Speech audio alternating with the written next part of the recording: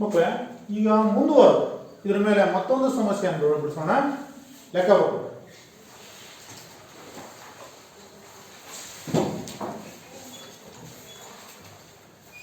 ಒಂದು ವಿದ್ಯಾರ್ಥಿಗಳ ತಂಡವು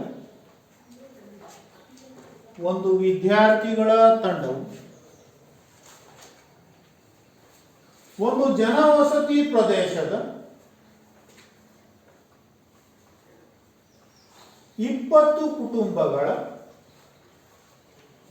ಸಮೀಕ್ಷೆ ನಡೆಸಿತು. 20 ಕುಟುಂಬಗಳ ಸಮೀಕ್ಷೆ ನಡೆಸಿತು. ಇದರಂತೆ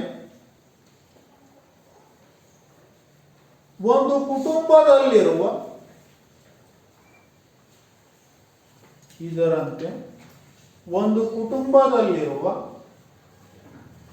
ಸದಸ್ಯರ ಸಂಖ್ಯೆಯನ್ನು ಈ ಕೆಳಗಿನ ಆವೃತ್ತಿ ಕೋಷ್ಟಕವು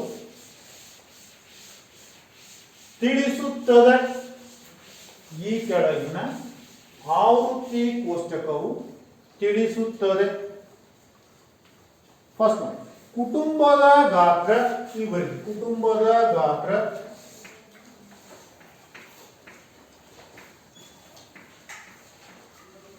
ಇದರ ಕೆಳಗಡೆ ಕುಟುಂಬದ ಸಂಖ್ಯೆ, ಇದರ ಕೆಳಭಾಗದಲ್ಲೇ ಬರಲಿ. ಕುಟುಂಬದ ಸಂಖ್ಯೆ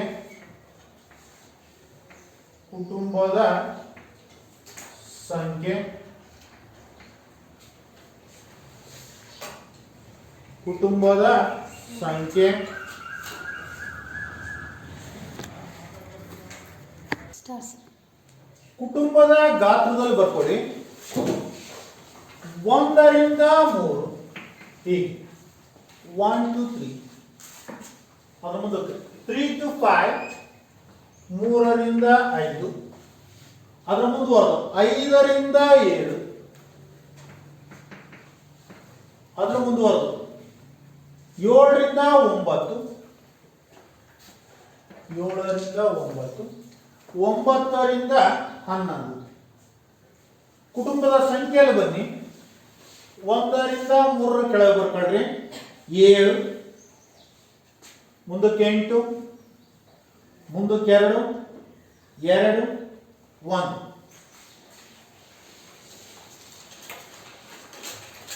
ಈಗ ಈ ಸಮಸ್ಯೆಯನ್ನು ಬಿಡಿಸೋದನ್ನು ನೋಡೋಣ. ಫಸ್ಟ್ ನಮ್ಗೆ ಏನು ಕೊಟ್ಟಿದ್ದಾನೆ? ಕುಟುಂಬದ ಗಾತ್ರ.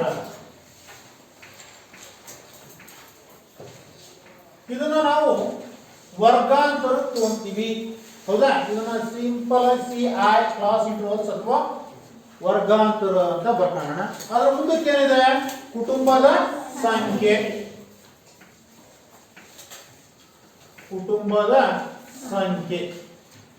ಇದೇನಿದು? FI. ಇದನ್ನ ಏನು ಕರಿತೀವಿ? FI.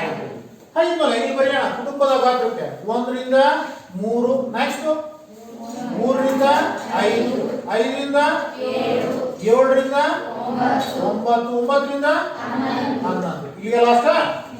ಇಲ್ಲಿ ಬರೋಣ FI ಅಲ್ಲಿ 1 2 3 ಅಂತಂದ್ರೆ 7, 7, 3 ರಿಂದ 5ಕ್ಕೆ 8, 5 ರಿಂದ 7ಕ್ಕೆ 2, 7 ರಿಂದ 9ಕ್ಕೆ 2, 9 ರಿಂದ 11ಕ್ಕೆ 1 ಬರೆದಿದ್ದೀವಿ.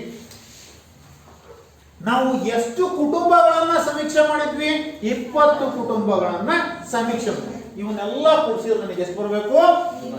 20 ಬರಬೇಕು. ಬರೀಬೇಡಮ್ಮ. ಆದ್ಮೇಲೆ ಸಿಗ್ಮಾ FI 7 8 15, 15 2 ಸೇರಿಸಿದ್ರೆ 17, 2 ಸೇರಿಸಿದ್ರೆ 19, 1 ಸೇರಿಸಿದ್ರೆ 20. ಈಗ FI ಮಧ್ಯದಾಯ್ತು, ಹೌದಾ? ನನಗೆ ಮುಂದುವರೆದು ಈಗ ಮುಂದಿನ ಹಂತ ಏನ್ ಬರೀಬೇಕು ನಾವು? ಮಧ್ಯಬಿಂದು. ಯಾವುದರ ಮಧ್ಯಬಿಂದು? ವರ್ಗಾಂತರದ ಮಧ್ಯಬಿಂದುವನ್ನು ಕಂಡುಹಿಡಿಯಬೇಕು. ಮಧ್ಯಬಿಂದು ಇದನ್ನೇನಂತ ಕರಿತೀವಿ? XI. ಸರಿ, ಈಗ ವರ್ಗಾಂತರದ ಮಧ್ಯಬಿಂದುವನ್ನು ಯಾವ ರೀತಿ ಕಂಡುಹಿಡಿಯಬೇಕು ಅಂತ ಹೇಳಿದ್ವಿ? ಇವೆರಡನ್ನ ಏನ್ ಮಾಡಬೇಕು? ಕೂಡಬೇಕು. ಒಂದಕ್ಕೆ 3 ಸೇರಿಸಿದ್ರೆ ಎಷ್ಟಿಂದ ಭಾಗಿಸ್ಬೇಕು ಅಂತ ಹೇಳಿದ್ವಿ? 2ರಿಂದ. 4 2ರಿಂದ ಭಾಗಿಸಿದ್ರೆ 2. ಇಲ್ಲಿ ನೋಡ್ರಿ 1 + 3 / 2 ಅಂತಂದ್ರೆ 4/2 is equals to 2. ಆದ್ಮೇಲೆ 2. ಇಲ್ಲಿ ಬರೋಣ. 5ಕ್ಕೆ 3 ಸೇರಿಸಿದ್ರೆ 8 / 2 ಅಂದ್ರೆ 4. ಬಾಯ್ ಬಿಡಬೇಕು. 7ಕ್ಕೆ 5 ಸೇರಿಸಿದ್ರೆ 12. 12 / 2 ಅಂದ್ರೆ 6. ನೆಕ್ಸ್ಟ್ 9ಕ್ಕೆ 7 ಸೇರಿಸಿದ್ರೆ 16 / 2 ಅಂದ್ರೆ 8. ನೆಕ್ಸ್ಟ್ 11 9 ಸೇರಿಸಿದ್ರೆ 20/2 ಅಂದ್ರೆ ಎನಿ ಡೌಟ್ಸ್? ಮಧ್ಯಬಿಂದು ಕಂಡುಹಿಡಿಯೋದು ಅರ್ಥ ಆಯ್ತಾ? ಈಗ ನೆಕ್ಸ್ಟ್ ಇದಾದ್ಮೇಲೆ ಮುಂದಿನ ಹಂತ ಯಾವುದು? Fi ಮತ್ತು xi ಅನ್ನ ಗುಣಿಸಿ. ಈಗ Fi ಇಲ್ಲಿದೆ, xi ಎಲ್ಲಿದೆ? ಇಲ್ಲಿ. 7 2 14. 8 4 ನೋಡಿ, ಬಿಡಿ ಸ್ಥಾನದ ಕೆಳಗೆ ಬಿಡಿ ಸ್ಥಾನ, ಹತ್ತರ ಸ್ಥಾನದ ಕೆಳಗೆ ಹತ್ತರ ಸ್ಥಾನವನ್ನ ಬರೆದ್ರೆ ಕೂಡಬೇಕಾದ್ರೆ ನಮ್ಗೆ ಏನಾಗಲ್ಲ, ತೊಂದರೆ ಆಗಲ್ಲ. ನೆಕ್ಸ್ಟ್ 2 6 12. 8 2 10 10. ಈಗ ನಾವು Fi xi ಅನ್ನ ಕಂಡುಹಿಡಿದ್ವಿ. ಮುಂದುವರೆದು ಏನ್ ಮಾಡ್ತೀವಿ? ಇವನ್ನೆಲ್ಲವನ್ನ ಕೂಡ್ತೀವಿ. ಕೂಡಿದ್ದಕ್ಕೆ ಏನಂತ ಬರಿತೀವಿ? Sigma Fi xi. Sigma Fi xi. ಕೂಡೋಣ. 4ಕ್ಕೆ 2 ಸೇರಿಸಿದ್ರೆ 6. 6ಕ್ಕೆ 2 ಸೇರಿಸಿದ್ರೆ 8. 8ಕ್ಕೆ 6 ಸೇರಿಸಿದ್ರೆ 14. 14 10 का 2 1. 1 10 का 1. 1ಕ್ಕೆ 1 ಸೇರಿಸಿದ್ರೆ 2. 2ಕ್ಕೆ 1 ಸೇರಿಸಿದ್ರೆ 3. 3ಕ್ಕೆ 1 ಸೇರಿಸಿದ್ರೆ 4. 4ಕ್ಕೆ 3 ಸೇರಿಸಿದ್ರೆ 7. 7ಕ್ಕೆ 1 ಸೇರಿಸಿದ್ರೆ 8. ಎಷ್ಟಾಯ್ತು? 84 ಆಯ್ತು. ಹಾಗೆ ನಾವೀಗ ಸರಾಸರಿ ಕಂಡುಹಿಡಿಯತಕ್ಕಂಥ ಸೂತ್ರ ಬರೀಬೇಕು. ಸರಾಸರಿ ಸೂತ್ರಕ್ಕೆ ಏನಿದೆ? ಅದಕ್ಕೆ ನಾವು ಮುಂಚೆ ಏನ್ ಬರೀತೀವಿ? ಸರಾಸರಿ x bar is equals to sigma Fi xi divided by sigma Fi. sigma Fi xi ಅಂದ್ರೆ ಎಷ್ಟು ಬಂದಿದೆ? 84.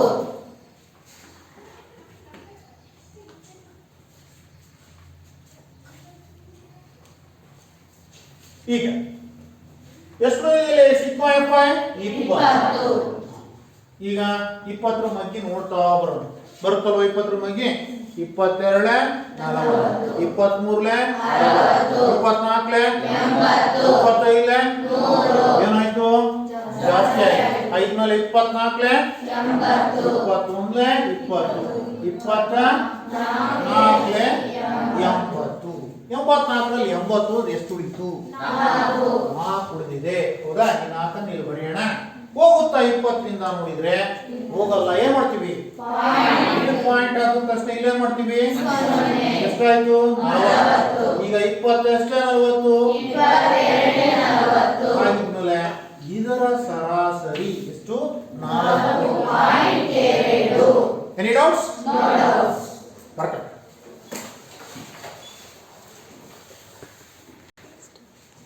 ಮುಂದುವರೆದು ನಾವೀಗ ನೇರ ವಿಧಾನದ ಮೇಲಿನ ಸಮಸ್ಯೆಗಳನ್ನು ಬಿಡಿಸಿದ್ವಿ.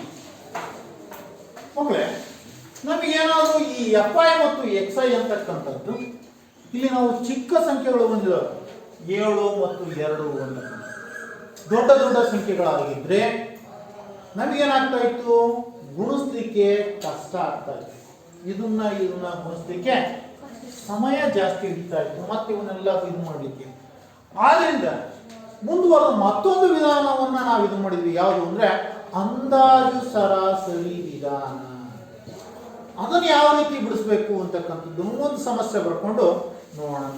ಸಮಸ್ಯೆಯನ್ನು ಬರ್ಕೊಳ್ಳಿ.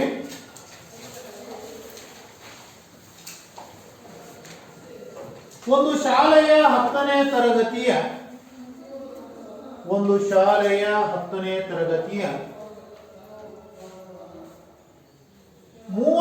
ವಿದ್ಯಾರ್ಥಿಗಳು 30 ವಿದ್ಯಾರ್ಥಿಗಳು ಒಂದು ಶಾಲೆಯ 10ನೇ ತರಗತಿಯ 30 ವಿದ್ಯಾರ್ಥಿಗಳು 100 ಅಂಕಗಳ ಗಣಿತ ಪತ್ರಿಕೆಯಲ್ಲಿ ಪಡೆದ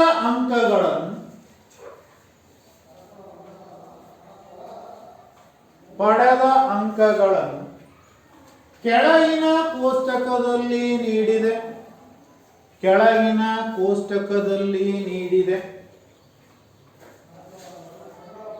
ವಿದ್ಯಾರ್ಥಿಗಳು ಪಡೆದ ಅಂಕಗಳ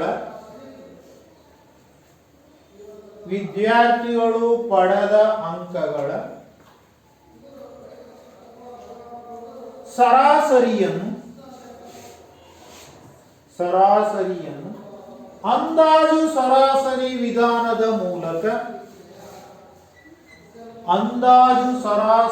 ವಿಧಾನದ ಮೂಲಕ ಕಂಡುಹಿಡಿಯಿರಿ. First one ವರ್ಗಾಂತರ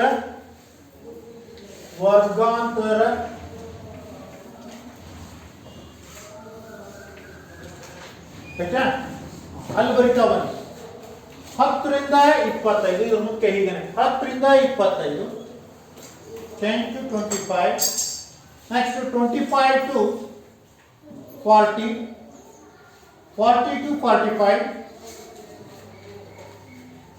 40 to 55, 40 to 55, 55 to 70, 70 to 85, 70 to 85, 85 to 100, 85 ರಿಂದ 100 ಆಗಿದೆಯಾ?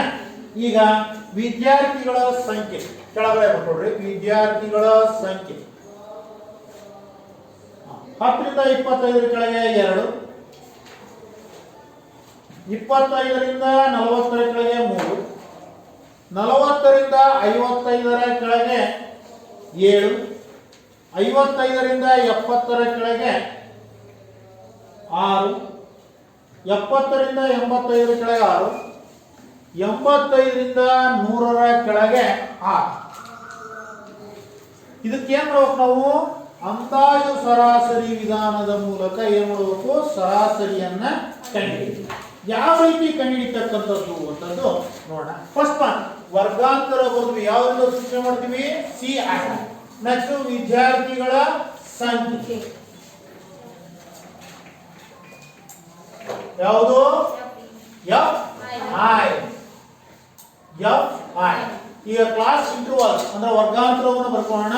10 ರಿಂದ 25, ನೆಕ್ಸ್ಟ್ 25 ರಿಂದ 40, 40 ರಿಂದ 55, 55 ರಿಂದ 70, 70 ರಿಂದ 85, 85 ರಿಂದ 100.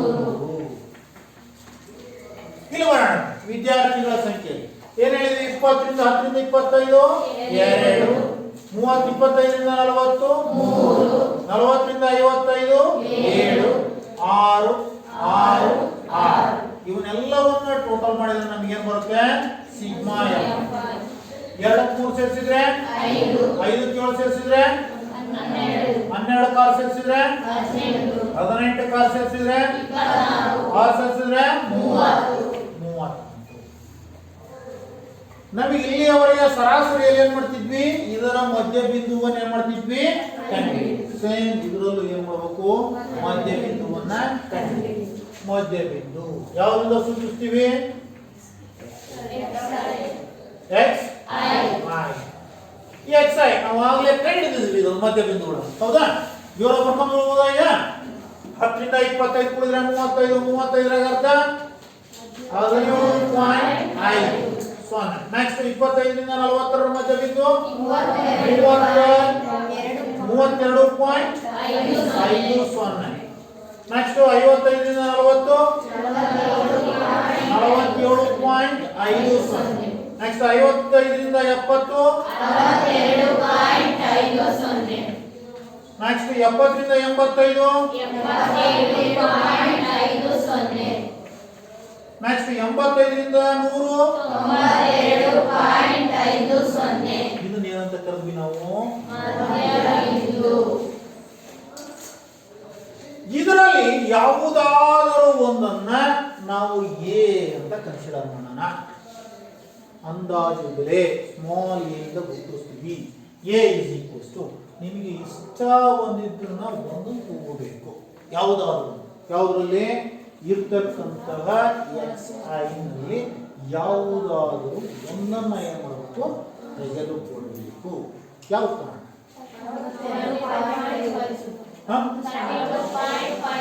ಯಾವುದಾದ್ರು ತಗೋಬಹುದು. 17.50 ತಗೋಬಹುದು, 32.50 ತಗೋಬಹುದು, 47.50 ತಗೋಬಹುದು. ಇದಕ್ಕೆ ಏನ್ ಮಾಡ್ತೀವಿ ಅಂತಂದ್ರೆ ನಾವು ಇದರ ವಿಚಲನೆಯನ್ನ ಕಂಡುಹಿಡಿತೀವಿ. ಡಿ ಐ ಅನ್ನ ನಾವೇನ್ ಮಾಡ್ತೀವಿ ಅಂದ್ರೆ ಎಕ್ಸ್ ಐ ಮೈನಸ್ ಇದು ಎಕ್ಸ್ ಐ, ಇದರಿಂದ ಯಾವುದು ಇದರಿಂದ ಎಲ್ಲವನ್ನ ಕಳ್ಕೊಂತ ಹೋಗ್ಬೇಕು ನಾವು. ಹೇಳ್ತಿರೋದು ಅರ್ಥ ಆಗ್ತಿದೆಯಾ? ಇದರಿಂದ ಯಾವುದೋ ಒಂದು ತಗೊಂಡಿದ್ವಿ. ಯಾವ ಕಾರಣದಲ್ಲಿ ಎಕ್ಸ್ ಐ ಅಂತಂದ್ರೆ ಇವು ಇದರಲ್ಲಿ ಕಳಿಬೇಕು. ನಾವು ಇದರಲ್ಲಿ ಯಾವ್ದಾದ್ರು ಒಂದು ತಗೋಬೇಕು. ಯಾವ ಕಾರಣ ನಾನು ನಿಮಗೆ ಹೇಳ್ತೀನಿ. 32.50 ತಗೊಂಡ್ವಿ. ಇಲ್ಲ ನಾನು ಉದಾಹರಣೆ ಬರೀತೀನಿ. ಯಾವ್ದ್ರಲ್ಲಿ ಎಕ್ಸ್ ಐ ಅಂತಂದ್ರೆ ಇದು 17.50. ನಾನು ಏನಾದ್ರು 32.50 ಅಂತ ಬರ್ಕೊಂಡು ಯಾವ್ದಾದ್ರು ತಗೋಬೋದು. ಇದರಲ್ಲಿ ಹೇಳ್ತಿರೋದು ಅರ್ಥ ಆಗ್ತಾ ಇದೆಯಾ? ಯಾವುದನ್ನಾದ್ರೂ ಬರ್ಬೋದು. ನಾವು ಬರ್ಕೊಂಡಿದ್ವಿ. ಈಗ 17.50 ಮೈನಸ್ 32.50 ಹೌದಾ? ಇಲ್ಲಿ ಒಂದು ಪ್ಲಸ್ ಇದೆ, ಒಂದು ಮೈನಸ್ ಇದೆ. ಏನ್ ಮಾಡ್ತೀವಿ? ಕಳೆದಾಗ ಯಾವ ಸಂಖ್ಯೆ ಚಿಹ್ನೆ ಇಡಬೇಕು? ದೊಡ್ಡ ಸಂಖ್ಯೆ ಚಿಹ್ನೆ ಇಡಬೇಕು. ಪ್ರತಿ ಸರಿ ಇಲ್ಲಿ ಮೈನಸ್ ಆಗುತ್ತೆ, ನನಗೆ ಬರ್ತಾ ಹೋಗುತ್ತೆ. ನನಗೆ ಅದಕ್ಕೆ ಈ ಕಡೆಗೆ ಏನು ಮಾಡಬೇಕು? ಎಕ್ಸ್ ಐ ನಾನು ಬರ್ತೀನಿ ಎಷ್ಟು? 17.50 ಹೌದಾ? ಇದು 17.50 ಎಕ್ಸ್ ಐ ಅಂತ. ಇದ್ರ ಕೆಳಗೆ ಮತ್ತೆ 17.50 ಮತ್ತೆ 17.50. ಇಲ್ಲೇನು ಬರಿತೀವಿ? 32.50.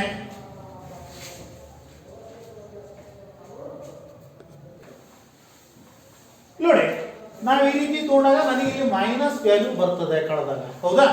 ಮೈನಸ್ ಬರ್ದಂಗೆ ಇರಬೇಕು. ನಮಗೆ ಇನ್ನೂ ಈಸಿ ಆಗಲಿ ಲೆಕ್ಕ ಅಂತಂದ್ರೆ ನಾವೇನ್ ಮಾಡೋಣ? ಇದರ ಮೊದಲನೇದು ಯಾವ್ದು? ಇಲ್ಲಿ ಟಾಪ್ ಅಲ್ಲಿ ಇದೆ ನೋಡಿ, ಯಾವುದು? 17.50 ಎ ಅಂತ ಇಟ್ಕೊಂಡ್ಬಿಡೋಣ. ಮೊದಲನೇದು ಯಾವ್ದು ಇರುತ್ತೋ ಅದನ್ನ ಏನ್ ಮಾಡಿ ಎ ಅಂತ ಇಟ್ಕೊಳ್ಳಿ. ನಿಮಗೆ ಯಾವುದೇ ಕಾರಣಕ್ಕೂ ಮೈನಸ್ ಬರುವುದಿಲ್ಲ. ಹೇಳ್ತಿರೋದು ಅರ್ಥ ಆಗ್ತಾ ಇದೆಯಾ? ಈಗ ಇನ್ನೇನ್ ಮಾಡ್ಬೇಕು? 17.50 ಎ ಅಂತ ನಾವು ಇಟ್ಕೊಂಡಿದೀವಿ. ಹಾಗಿದ್ಮೇಲೆ ಈಗ 17.50 ಕಳೆದಷ್ಟು ಬಂತು 0. ಅಂದ್ರೆ ಎಕ್ಸ್ ವೈ ಮೈನಸ್ ಎ, ಇದು ಡಿ ಐ ಬಂದಿರತಕ್ಕಂಥದ್ದು 0 ಬಂತು. ನೆಕ್ಸ್ಟ್ ಮುಂದುವರಣೆ 32.50 ಮೈನಸ್ 17.5. ಯಾಕಂದ್ರೆ ಎಲ್ಲ ಈ ಕಡೆಗೆ ಏನಾಗುತ್ತೆ? ದೊಡ್ಡ ಸಂಖ್ಯೆ ಬರುತ್ತೆ. ದೊಡ್ಡ ಸಂಖ್ಯೆ ಬಂದಾಗ ಚಿಹ್ನೆ ಅದಕ್ಕೆ ಏನಿರುತ್ತೆ? ಪ್ಲಸ್. ನಾವು ಮಾಮೂಲಿ ಏನ್ ಮಾಡ್ಬೋದು? ದೊಡ್ಡದು ಬಂತು, ಮೈನಸ್ ಬಂತ, ಪ್ಲಸ್ ಬಂತ, ಕಳಿಯೋದು ಬರೆಯೋದು, ಕಳಿಯೋದು ಬರೆಯೋದು.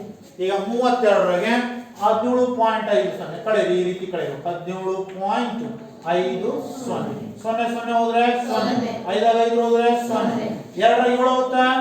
ಈ ಕಡೆಯಿಂದ ಒಂದು ಕ್ಯಾರಿ ತಗೊಂಡ್ವಿ. 12 ಹೋದ್ರೆ 5. ಈಗ ಒಂದು ಕ್ಯಾರಿ ಹೋಗಿರೋದ್ರಿಂದ 2 ಹೋದ್ರೆ 1, 15. ಅರ್ಥ ಆಗ್ತಾ ಇದೆಯಾ? ನೆಕ್ಸ್ಟ್ ಈಗ ಇಲ್ಲಿ 47.50 ಮೈನಸ್ 17.50. ಮತ್ತೇನು ಮಾಡಬೇಕು? 47.50 ಮೈನಸ್ 17.50. 0 0 7 ಹೋದ್ರೆ 0, 4 ಹೋದ್ರೆ 3. ನೆಕ್ಸ್ಟ್ ಇಲ್ಲಿ ಬರೋಣ.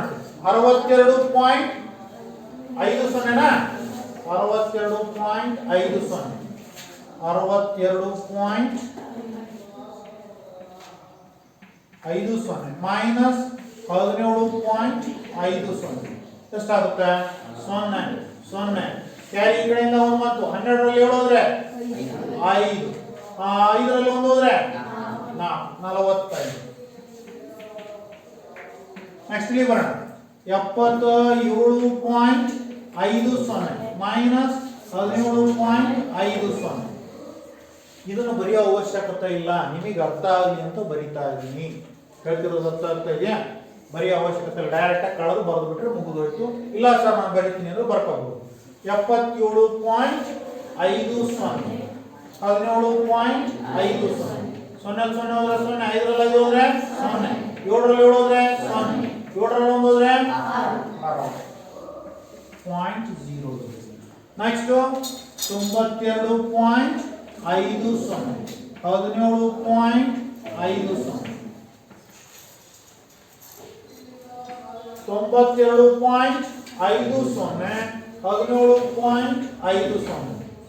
ರಲ್ಲಿ 5 ಹೋದ್ರೆ 0 ಕ್ಯಾರಿ ತಗೊಂಡ್ವಿ 12 ರಲ್ಲಿ 7 ಹೋದ್ರೆ 5 8 ಆಯ್ತು 8 ರಲ್ಲಿ 1 ಹೋದ್ರೆ 7 75 ನೋಡಿ ಇನ್ನೂ ಒಂದ್ಸರಿ ನಿಮ್ಗೆ ಗಮನ ತರ್ತೀನಿ ಎ ಅನ್ನ ಇದರಲ್ಲಿ ಇರೋದನ್ನ ಯಾವ್ದನ್ನು ಬೇಕಾದರೂ ಬರ್ಕೋಬಹುದು ಸರ್ ನಾನು 92.50 ಬರೀತೀನಿ ಬರ್ಕೋಬಹುದು 77.50 ಬರೀತೀನಿ ಯಾವುದನ್ನು ಬೇಕಾದ್ರೂ ಇದರಲ್ಲಿ ಒಂದು ಅಂದಾಜು ತೆಗೆದುಕೊಳ್ಳಬಹುದು ಉತ್ತರ ಯಾವುದನ್ನು ಕಾನ್ ಮಾಡಿದ್ರು ನಮಗೆ ಈಗ ಇಲ್ಲಿ ಎಷ್ಟು ಬಂದಿದೆಯೋ ಅದೇ ಉತ್ತರನೇ ಬರುವುದು ಬೇರೆ ಉತ್ತರ ಬರೋದಿಲ್ಲ ಹೇಳ್ತಿರೋದು ಅರ್ಥ ಆಗ್ತಾ ಇದೆಯಾ ನಿಮಗೆ ಒಂದು ಮೈನಸ್ ಒಂದು ಪ್ಲಸ್ ಬರೋದು ಬೇಡ ಅಂತ ನಾವೇನ್ ಮಾಡಿದ್ವಿ ಫಸ್ಟ್ ಒನ್ ಯಾವ್ದಿರುತ್ತೋ ಅದನ್ನೇ ಎ ಅಂತ ತೆಗೆದುಕೊಂಡಿದೀವಿ ಇವೆಲ್ಲ ಎಕ್ಸ್ ಐಗಳು ಇದರಿಂದ ಅದನ್ನು ಕಳೀತಾ ಹೋದ್ವಿ ಅದು ಅರ್ಥ ಆಗಿದೆಯಾ ಈಗ ಡಿ ಐ ಅನ್ನಂದ್ರ ವಿಚಲನೆಯನ್ನ ಕಂಡುಹಿಡಿದ್ವಿ ಇದು ಆದ್ಮೇಲೆ ಎಫ್ ಐ ಡಿ ಐ ಮಾಡಬೇಕು ಏನು ಎಫ್ ಐ ಡಿ ಐ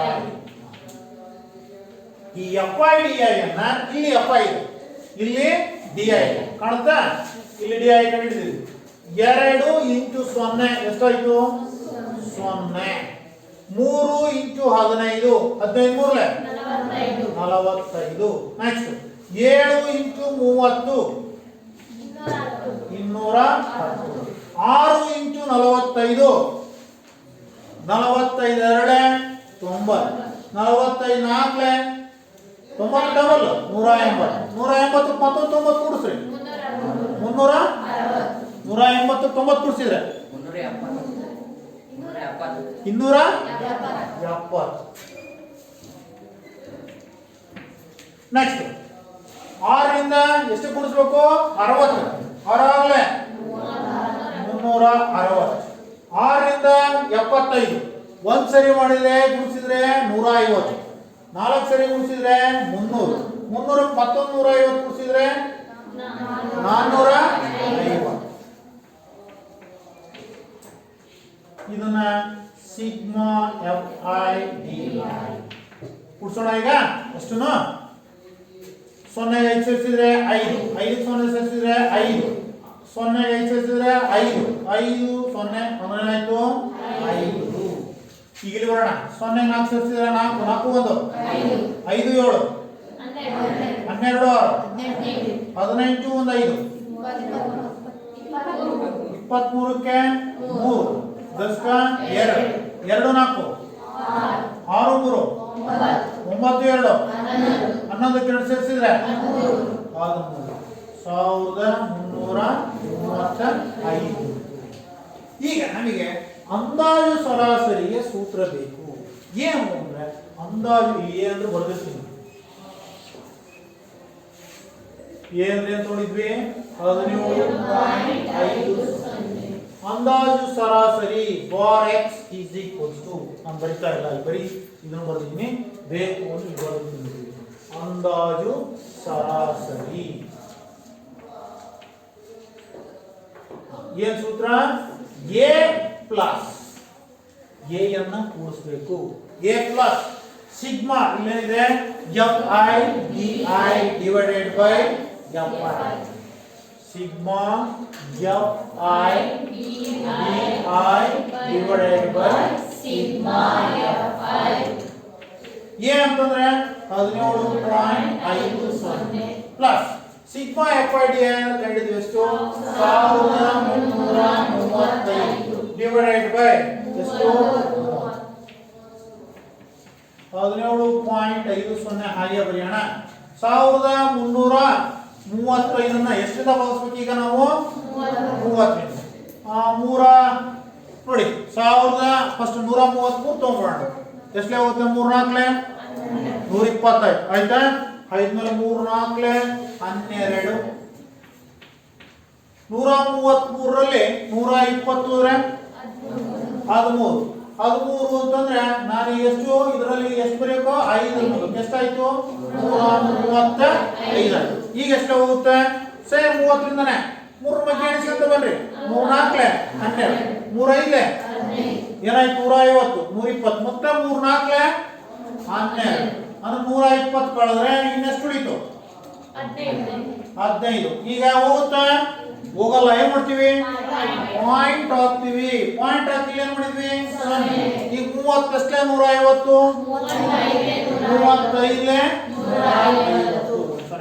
ನಿಮ್ಗೆ ಈಸಿ ಆಗುತ್ತೆ ಈಗ ಇವನ್ನ ಏನ್ ಮಾಡ್ಬೇಕು ಎರಡನ್ನು ಕೂಡಬೇಕು 44.50 ಅದರ ಕೆಳಗೆ 17.50 0 0 ಸೇರಿಸಿದ್ರೆ 0 5 5 ಸೇರಿಸಿದ್ರೆ 10 ಕ್ಯಾರಿ 1 7 1 8 8 4 ಸೇರಿಸಿದ್ರೆ 12 ಇಲ್ಲೊಂದು ಕ್ಯಾರಿ ಆಯ್ತು 4 1 5 1 6 62.00 ಅಂದಾಜು ಸರಾಸರಿ ಎಷ್ಟು 62 ಈಗ ನೋಡಿ ನಾನು ಇದನ್ನ ತಾಂಡ್ ಮಾಡಿದೀನಿ 17.50 ತಾಂಡ್ ಮಾಡಿದೆ ಸರ್ ನಾನು ಇದನ್ನ ತಾಂಡ್ ಮಾಡ್ತೀನಿ ಅಂದ್ರೂ ಎಷ್ಟು ಬರುತ್ತೆ ಎನಿ ಡೌಟ್ಸ್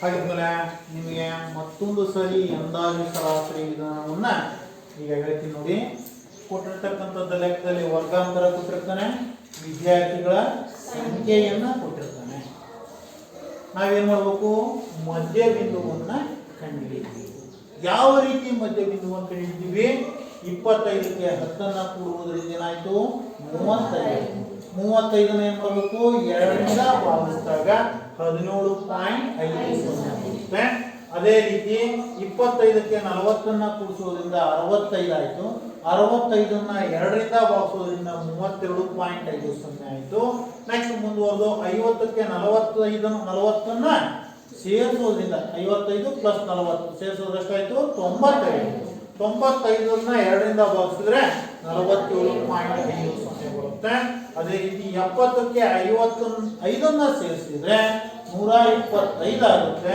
125 2ರಿಂದ ಭಾಗಿಸಿದ್ರೆ 62.50 ಆಗುತ್ತೆ ಅದೇ ರೀತಿ ಇದನ್ನು ಕಂಡುಹಿಡಿತೀವಿ ಇದನ್ನು ಕಂಡುಹಿಡಿದಾದ್ಮೇಲೆ ನಮಗೆ ಯಾವುದು ವಿಚಲನೆಯನ್ನ ಕಂಡುಹಿಡಿತೀವಿ ಅಂದ್ರೆ ಡಿ ಅಂತಂದ್ರೆ ಏನು ವಿಚಲನೆಯನ್ನ ಕಂಡುಹಿಡಿತೀವಿ ಯಾವ್ದ್ರಿಂದ ಈ ಮಧ್ಯ ಬಿಂದುವಿನಿಂದ ಇದರಲ್ಲೇ ಯಾವುದಾದರೂ ಒಂದನ್ನ ಏನು ತಿಳ್ಕೊತೀವಿ ಅಂದಾಜು ಸರಾಸರಿ ಎನಿವನ್ ಯಾವುದಾದ್ರೂ ಆಗಿರಬಹುದು ಇಲ್ಲಿಂದ ಪ್ರಾರಂಭಿಸಿ ಇಲ್ಲಿಯವರೆಗೆ ಇರೋದ್ರಲ್ಲಿ ಯಾವುದಾದ್ರೂ ಒಂದನ್ನು ಬರ್ಕೊಳ್ಳಿ ನಾನೇನ್ ಹೇಳಿದೆ ನಿಮಗೆ ಮೈನಸ್ ಬೆಲೆ ಬರಬಾರ್ದಪ್ಪ ಋಣಾತ್ಮಕ ಬೆಲೆ ಬರಬಾರ್ದು ಅಂದ್ರೆ ಏನ್ ಮಾಡ್ಬೇಕು ನಾವು ಮೊದಲನೆಯದೊಂದನ್ನ ಬರ್ಕೋಬೇಕು ನಮಗೆ ಈಸಿ ಆಗಬೇಕು ಅಂದ್ರೆ ಇಲ್ಲ ಸರ್ ನನಗೆ ಋಣಾತ್ಮಕ ಬೆಲೆ ಬರ್ಲಿ ಅಂತಂದ್ರೆ ನೀವೇನ್ ಮಾಡ್ಬೋದು ಯಾವ್ದಾದ್ರು ಬರ್ಕೋಬಹುದು ಬರ್ಕೊಂಡಾಗ ಏನಾಗುತ್ತೆ ಇಲ್ಲಿ ಮೈನಸ್ ಬೆಲೆ ಬರುತ್ತೆ ನೀವು ಅವಾಗ ಏನ್ ಮಾಡ್ಬೇಕು 30ರಲ್ಲಿ 15 ಹೋದ್ರೆ ಎಷ್ಟು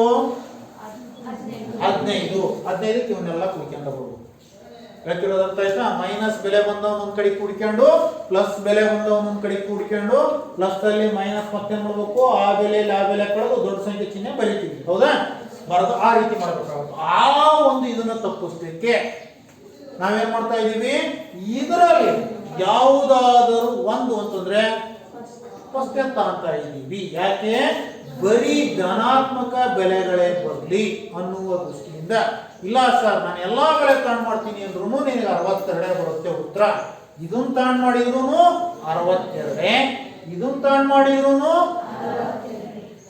ಯಾವುದನ್ನ ತಾಣ್ ಮಾಡಿದ್ರು ಎಷ್ಟು ಬರುತ್ತೆ ಸರ್ ಮಾಡ್ತೀವಿ ಅಂದ್ರೆ ಮನೇಲಿ ಏನ್ ಮಾಡ್ಬೋದು ಒಂದು ಪ್ರಯತ್ನ ಮಾಡ್ತೀರಿ ಯಾವ್ದಾದ್ರು ಒಂದು ಹಾಕೊಂಡು ಈಗ xi ಕಂಡುಹಿಡಿದಿದ್ವಲ್ಲ, ಇದರಲ್ಲಿ ಏನ್ ಮಾಡಿದ್ವಿ, di ಅನ್ನ ಕಂಡುಹಿಡಿದ್ವಿ.